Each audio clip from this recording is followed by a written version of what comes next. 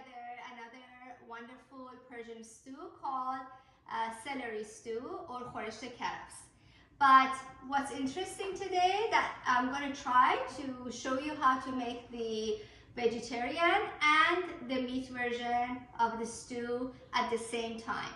As you know, we have a vegetarian in our household, and when I make dinner, I always have to think about a vegetarian version of whatever we're eating that night, and I try to kind of spice up the vegetarian recipe. So let's go and see how we're gonna make this wonderful stew together. To start our celery stew by sauteing our celery. This is 1 pack of pre-washed celery sticks, organic, that I bought from Costco. I'm going to saute them in some olive oil, and I've cut them into 1/2 inch pieces. So we are going to cook this saute and cook it down until the celeries are half cooked. In the meanwhile, I'm going to saute 1 big onion, and I'll be back. Celeries are half cooked and sauteed. Our onion is also sauteed, and I'm going to add some turmeric to it. Now I'm going to show you how to do 2 versions here, vegetarian and with meat. So for the meat lovers, we're going to add our cubed beef into the saute onion, and then mix it with our celery. And for vegetarian version, we're going to have a surprise in this. For the celery stew with meat, I browned the meat that I had cut into cubes with saute onion, added turmeric, salt and pepper. Now I am going to add hot water on top and allow my meat to be half cooked.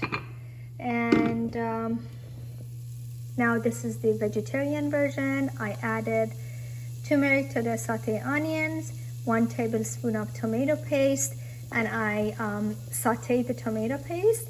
Now what I'll do, I will add my celery to this and add hot water to it and allow it to cook.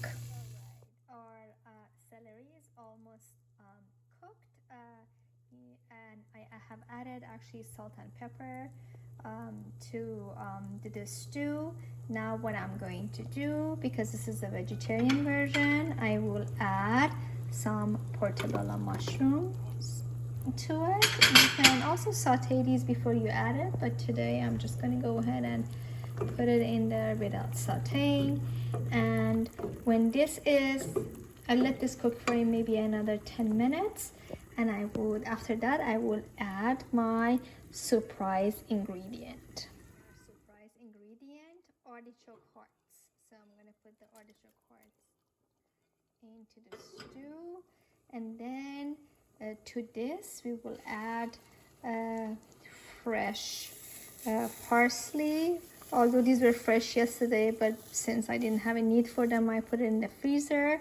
And then after this cooks for another 15-20 minutes to come together, we can add our dried mint and then some lemon juice, and then our stew is ready.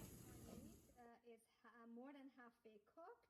I added the celeries that I had sauteed, and I'm gonna add actually a little bit of more oops, I'm out. I'm gonna add a little bit of more hot water to this, and I would let the celery and the meat cook together, and then we'll come back. For the water to boil, I added 1 tablespoon of tomato paste, added it to the stew, and I'm gonna add a little bit more water, not too much. You don't want your stew to be watery.